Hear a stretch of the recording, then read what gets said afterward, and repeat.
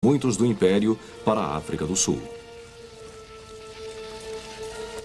Eles também adotaram táticas mais móveis, mas apesar de se verem forçados a recuar, os Boers se recusavam a desistir e a guerra se prolongou com os ingleses perseguindo um comando após outro.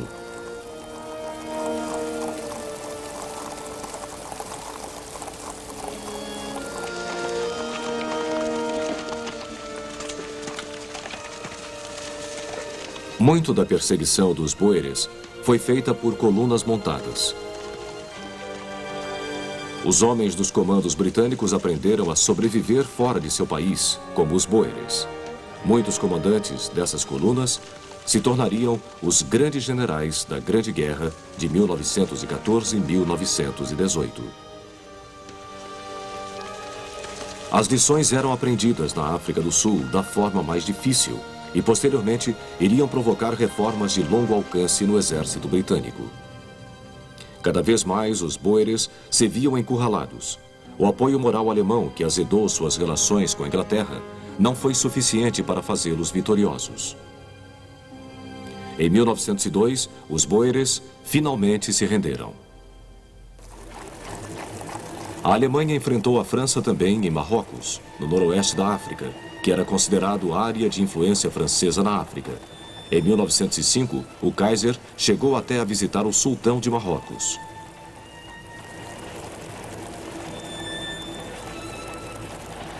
Seis anos depois, somente uma habilidosa diplomacia foi capaz de impedir um confronto armado entre a Alemanha e a França, após o sultão ter requisitado tropas francesas para ajudá-lo a subjugar alguns membros de tribos revoltosas, pedido muito mal visto por Berlim.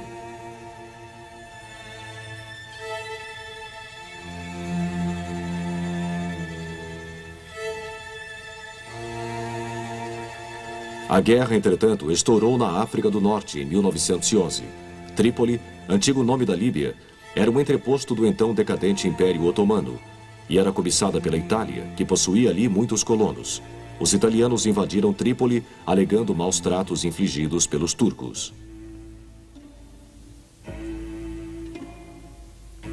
Após os primeiros sucessos contra o exército turco, os italianos se viram forçados a uma guerra de guerrilha contra os árabes no interior. Finalmente, contudo, Trípoli tornou-se colônia italiana.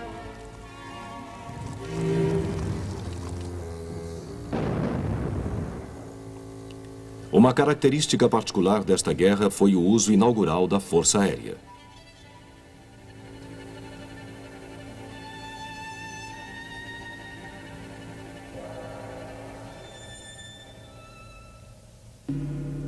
Do outro lado do mundo, a rivalidade colonial provocava outra guerra, desta vez entre a Rússia e o Japão. O motivo da discórdia era novamente a Coreia. Os russos estavam colonizando a Manchúria e queriam estender sua influência à Coreia, então japonesa.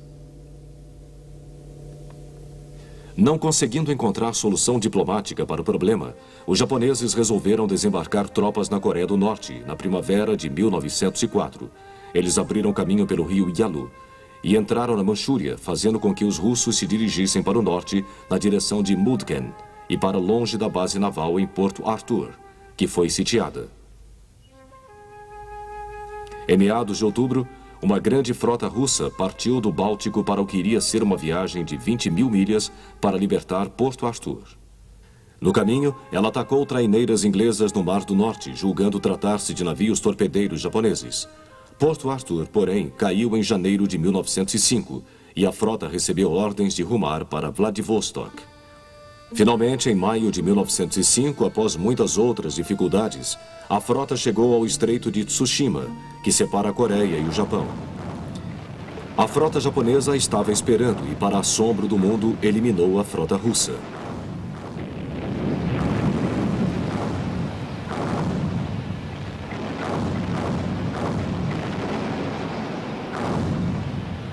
Dos 38 navios de guerra russos, apenas 3 conseguiram chegar a Vladivostok.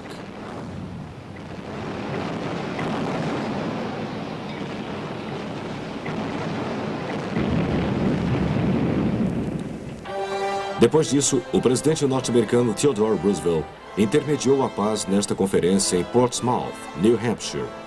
A Rússia foi obrigada a deixar a Manchúria e entregar Porto Arthur aos japoneses.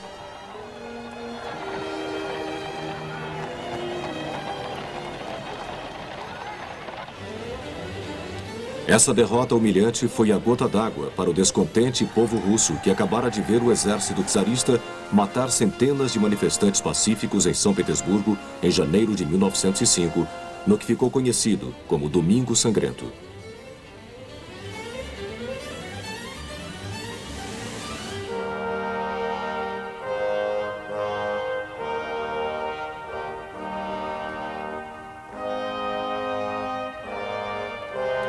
A agitação cresceu e deu-se o motim da tripulação do encouraçado Potemkin, da frota do Mar Negro.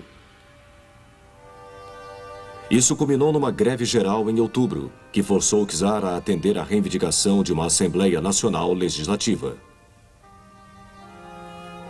A Duma, como era chamada, foi instaurada, mas a autocracia continuava, e a revolução era um aviso de que o povo russo já não suportava tanta opressão.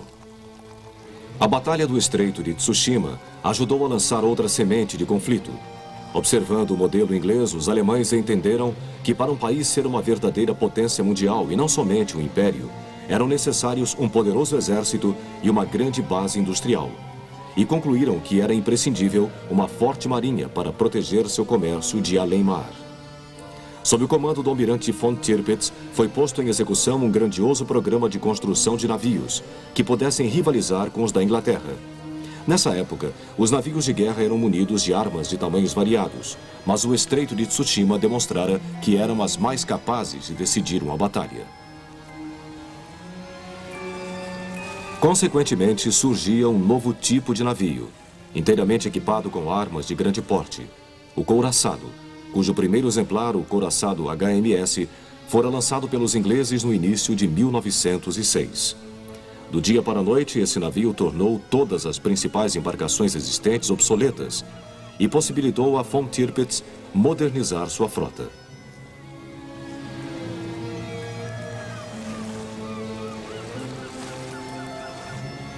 O resultado foi uma espécie de corrida de couraçados entre a Inglaterra e a Alemanha. A eficiência alemã logo diminuiu o tempo de construção de um couraçado de 3 para 2 anos, o que deixou os ingleses receosos, resultando em crescente número de novos couraçados com armas cada vez maiores. Essa precoce corrida armamentista serviu para aumentar a tensão anglo-germânica.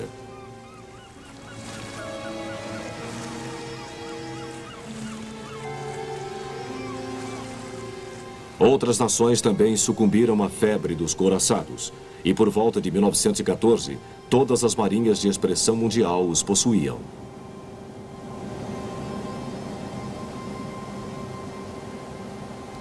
A tensão internacional aumentou com a criação de 2 campos armados na Europa. Em 1879, a Alemanha e a Áustria-Hungria formaram uma aliança, a que se uniu à Itália 3 anos depois. Isso era para enfrentar uma possível agressão da Rússia ou da França. Em consequência, firmou-se um pacto em 1894. A Itália, entretanto, aumentou o imbróglio, garantindo em 1902 que, em troca de carta branca na Líbia, não tornaria a lutar com a França. A Inglaterra, que tradicionalmente suspeitava da França e dos projetos da Rússia no Afeganistão e do norte da Índia, ficou fora dos enredos continentais. Mas se aliou ao Japão em 1902 para distrair a atenção da Rússia. O crescente poderio industrial alemão e sua ameaça aos tradicionais mercados britânicos forçou a Inglaterra a reconsiderar sua posição. Em maio de 1913, Eduardo VII visitou Paris e isso abriu caminho para a Entente Cordiale, assinada no ano seguinte. Ele também embarcou em outras missões diplomáticas, incluindo uma à Itália. Em 1907 surgiu a Aliança Anglo-Russa. As peças rivais estavam agora dispostas no tabuleiro, contudo era nos Balcãs que residia o verdadeiro problema. Durante séculos, grande parte da região do Oriente Mediterrâneo fez parte do Império Otomano, que era governado pelo sultão turco. Aos poucos, no decorrer do século XIX, o domínio turco dessa área foi retrocedendo, isso em grande parte pelo enfraquecimento da vontade turca. De fato, por volta de 1870, a Turquia ficou conhecida como a enferma da Europa.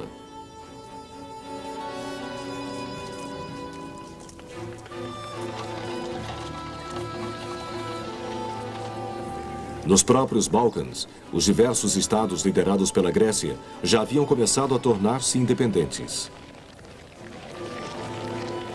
Em 1900, o território turco nos Balcãs estava muito reduzido e neles havia 5 estados independentes: Romênia, Bulgária, Sérvia, Grécia e Montenegro.